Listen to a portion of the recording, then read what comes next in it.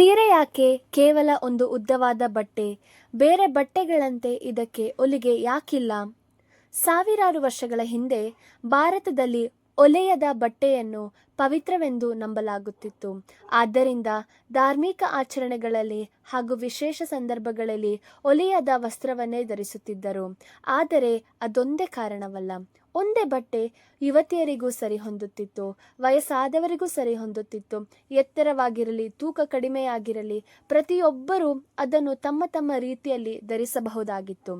ಒಂದೇ ಸೀರೆ ನೂರಾರು ಶೈಲಿಗಳು. ಬಹುಶಃ ಅದಕ್ಕಾಗಿಯೇ ಇತರೆ ಅನೇಕ ಪ್ರಾಚೀನ ವಸ್ತ್ರಗಳು ಮರೆಯಾದರೂ ಸೀರೆ ಇಂದಿಗೂ ಉಳಿದುಕೊಂಡಿದೆ. ಆದರೆ ನಂತರ ಒಂದು ಅದ್ಭುತ ಸಂಭವಿಸಿತು. ರಾಜರು ಮತ್ತು ರಾಣಿಯರು ಈ ಸರಳ ಸೀರೆಯನ್ನು ಐಷಾರಾಮದ ಸಂಕೇತವನ್ನಾಗಿ ಮಾಡಿದರು. ಅದರ ಕತೆ ಭಾಗ 3ರಲ್ಲಿ. ಧನ್ಯವಾದಗಳು.